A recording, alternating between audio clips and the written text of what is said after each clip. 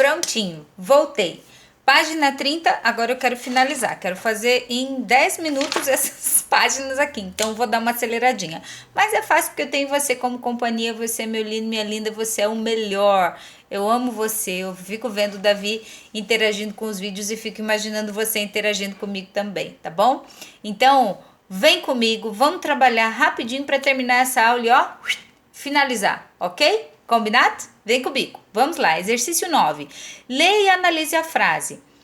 Os abra cuidado dedos com. Ih, prof, ficou complicado. O abra cuidado dedos com? O que significa isso? O que podemos dizer que as palavras do box acima, aquele amarelinho, da maneira como estão, formam uma frase? Eu posso dizer que existe uma frase ali? Os abra cuidado dedos com? Se eu chego para você e falo assim, os abra cuidado dedo com. Você falou, opa, peraí que a professora agora sim, agora ela precisa de mais um atestado, né?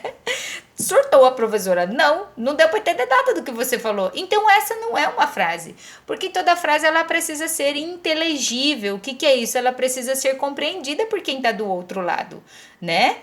Então agora, vamos pensar ali, qual é a frase que eu poderia montar ali com os abra cuidados dedos com? Eu posso montar uma frase ali com essas palavras, tá? Isso significa que elas têm uma ordem para se combinar. Eu não posso colocar qualquer palavra aleatória ali que vai dar certo, que a outra pessoa vai me compreender. Não vai, não é assim. Tá? Então, você tem ali as palavras brinquedo, peão, o é ou um é. Você tem, eram feitos carrinhos de lata a partir da partir usada. Veja, é esquisito até para ler, né? E o que eu quero que você faça? Eu quero que você reordene essas palavras a fim de que elas se transformem. Deixem de ser um amontoado de palavras e se transformem numa frase, tá? Para que ela seja entendida pelas pessoas. Tá bom? Vamos fazer uma juntos. A primeira, brinquedo, peão, o, um, é. Por onde que eu poderia começar? Essa tá fácil, porque é uma frase curtinha, né? Como que você vai fazer? Você vai fazendo os testes. Eu poderia começar por peão é um brinquedo, mas falta o o. E onde que eu posso encaixar esse o? Depois do peão é um o brinquedo. Não, ou é um ou é o. Então, na verdade, esse o ele vai estar lá no começo da frase. O peão é um brinquedo, tá? E é assim que você vai fazer com as outras palavras. Você vai ir testando. Por qual palavra que você começa? Você vai ir testando, você vai ler a frase e ir testando até você encontrar a frase certa. Tá bom? Combinado? Então tá bom. Quero ver, vai ser divertido. Exercício 10. Pense no texto como um todo. Os versos seguem uma sequência lá no texto da página. Deixa eu chegar na página para eu te falar que página que é, tá? Lá no texto da página 24. Esse texto aqui, você acha que a escritora usou uma sequência? Ou você acha que ela foi escrevendo, depois ela olhou e falou, bom, esse aqui vai ser o primeiro verso, esse vai ser o segundo, esse vai ser o terceiro, esse aqui vai ficar lá na primeira estrofe, esse vai ir para a última. Você acha que foi assim que ela escreveu? Não, né? Não foi assim que ela escreveu. Ela pensou em começo, em meio e em fim, né? E se ali a pergunta é, se a gente alterasse a ordem dos versos e a ordem das estrofes, isso mudaria o sentido? Com certeza mudaria o sentido. É como a ordem das palavras aqui. A ordem das palavras foi alterada e isso deu erro, deu problema, tá? Não convém. A gente precisa pensar na ordem que a gente coloca as palavras no texto para que elas façam sentido. A única coisa para o qual o texto serve é para produzir sentido para quem lê. Se a pessoa que lê não entende, significa que o meu texto foi um mau texto, tá bom? Muito bem, exercício 11. No poema, diferentes ações são praticadas, tá? Algumas ações são momentâneas e outras ações momentâneo, rápido, de curta duração, e outras ações são duradouras. E quem faz esse efeito é o verbo, tá? E os complementos também ajudam, tá? Então, façam X nas frases que indicam ações momentâneas. Olha lá, uma ação momentânea. O peão cai da palma da mão. Será que essa é uma ação momentânea ou é uma ação duradoura? O peão cair, pluft, é uma ação, ó, o peão cai, ele cai. É uma ação momentânea ou duradoura? Momentânea. E, portanto, a outra, o peão roda. Roda na palma da mão. Quer dizer que ele parou? Não, quer dizer que ele está continuando a rodar. Então, essa é uma ação duradoura, tá? Letra B, o bambolê bate na parede. Essa é uma ação momentânea ou uma ação duradoura? Pá, bateu. E agora? Vou ler a outra frase para você. O bambolê roda na cintura da menina. Ele roda. Viu que é diferente? Essa primeira ação, ela é momentânea, porque foi aquela batidinha. Foi aquela batidinha na parede. Ela não continuou batendo na parede, ela bateu apenas. O bambolê bate na parede. Agora, o ato de rodar continua. Percebe? Então, o primeiro é uma ação momentânea e o segundo uma ação duradoura, tá? E ali oh meu Deus, no box que a gente tem em verde aqui, diz exatamente isso. Os verbos podem indicar uma ação momentânea ou duradoura, tá? Então, observem qual é o sentido que ele vai trazer naquele momento em que ele está sendo usado. O que você vai fazer agora? Para testar o seu conhecimento de ação momentânea e ação duradoura, você vai pintar essas frases aqui de acordo com essa legenda, tá? Em amarelo, os sentidos dos verbos com ação momentânea e em vermelho, o sentido dos verbos com ação duradoura, tá? Então, olha lá, na minha infância, brinquei de colecionar carrinhos. Colecionar. Dá ideia de quê? Ele parou de colecionar? Não, então essa é uma ação duradoura. No pátio da escola, duradoura. Então, portanto, o duradouro você vai pintar de vermelho. Agora, no pátio da escola, eu quebrei a perna de pau. Ele continuou quebrando todos os dias a mesma perna de pau? Eu espero que não, porque senão ele levaria uma fitinha amarela, né? Então, esse quebrar aqui, esse quebrei é uma ação o quê? Uma ação momentânea. Então, você vai pintar ele de amarelo, tá? E as outras duas eu quero que você faça sozinho, tá bom? Ok? Muito bem. Aqui encerramos esse período de estudo dos verbos e estudo da combinação de palavras. A gente vai agora relembrar você do que é sílaba tônica. Lembra que nós aprendemos o ano passado a diferença entre tônico e átono. Tônico, biotônico, fontoura.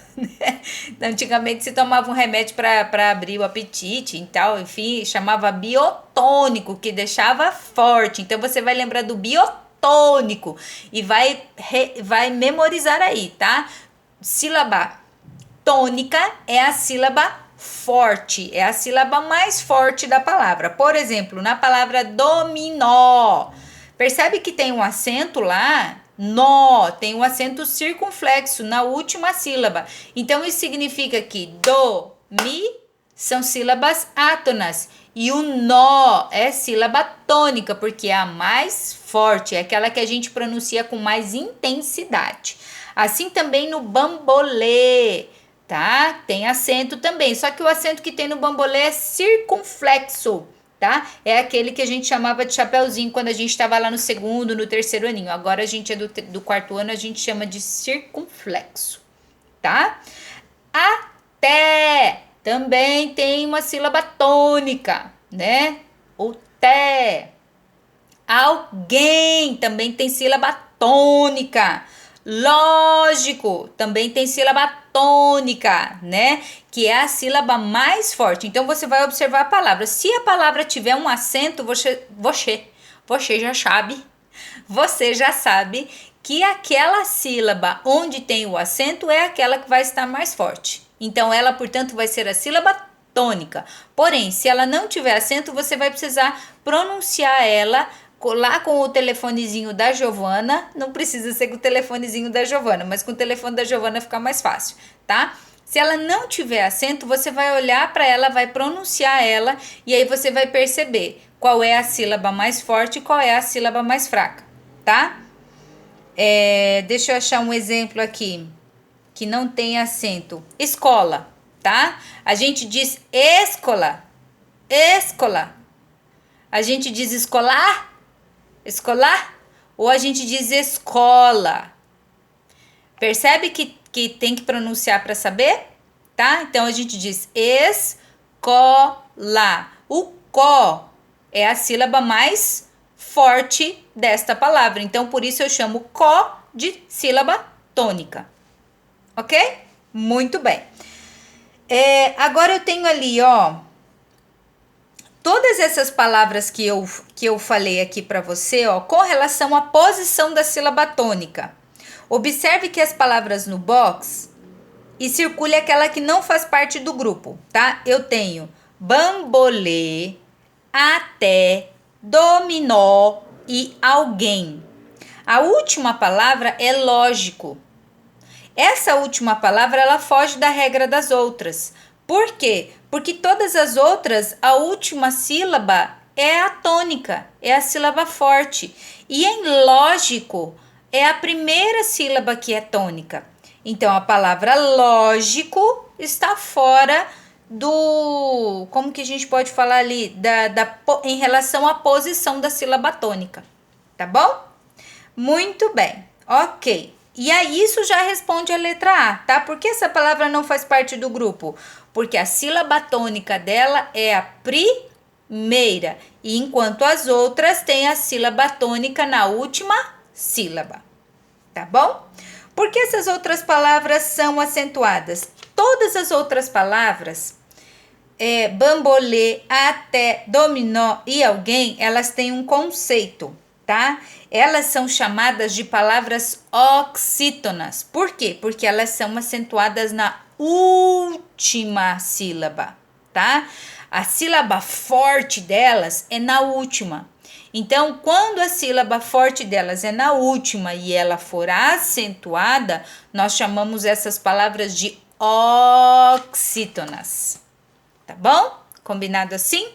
Oxítona. Muito bem, exercício 14, tá? Rapidinho pra gente terminar aqui. Exercício 14, página 32. Sublinha a posição da sílaba tônica. O que é sílaba tônica? Sílaba forte. Então, sublinha a posição da sílaba forte, aquela que tá acentuada ali. Na verdade, nessas palavras aqui, o acento não está ali, mas o acento existe. Tanto que eu quero que você procure essas palavras no dicionário e confira isso.